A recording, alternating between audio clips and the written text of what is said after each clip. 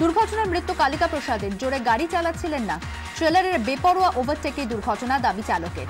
তবে চালকের বক্তব্য মানছে না পুলিশ, উড়িয়ে দিচ্ছে না ঘুমিয়ে পড়ার সম্ভাবনাও। চালককে জেরা করতে চায় পুলিশ। কলকাতা পুলিশের রাজরে বিজেপির 7 নেতা নেত্রী, এমনকি শাসক দলের কেউ তাদের সঙ্গে যোগাযোগ রাখছেন কিনা তাও প্রশাসনের নজরে, দাবি রাজ্য বিজেপির। গেরুয়া শিবিরের সব অভিযোগ খারিজ পার্থ। আধার কার্ড নিয়ে কালোবাজারের পর্দাফাঁস, প্রকাশ্যে রমরমিয়ে চলছে আধার বিক্রি। কার্ড তৈরি করতে নেওয়া হচ্ছে টাকা, গোপন ক্যামেরায় ধরা পড়ল চক্র। ক্যামেরা দেখে তেড়ে এলেন কেউ কেউ, 24 ঘন্টার এক্সক্লুসিভ রিপোর্ট। পাঁচিল তোলাকে কেন্দ্র করে বচসা বেহালার শিবরামপুরে একটি বাড়িতে পাঁচিল তুলতে গেলে বাধা দেয় পাশের ক্লাব। ঘটনার জেরে দুপক্ষের মধ্যে ধস্তাধস্তি হয়, পরে পুলিশকে পরিস্থিতি সামাল দেয়। হঠাৎই ভেঙে পড়ল পানীয় জলের ট্যাঙ্কের একাংশ।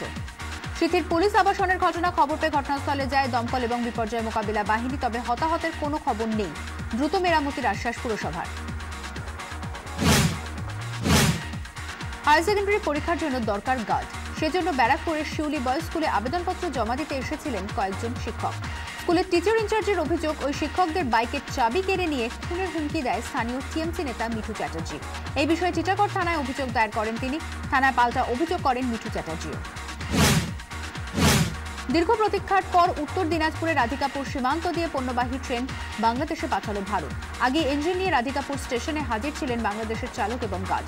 পরে ভারতীয় রেলের ইঞ্জিন থেকে 42টি ওয়াগন রেটে জুড়ে দেওয়া হয় বাংলাদেশের ইঞ্জিনের সঙ্গে। এরপরেই বাংলাদেশের উদ্দেশ্যে যাত্রা ট্রেনের।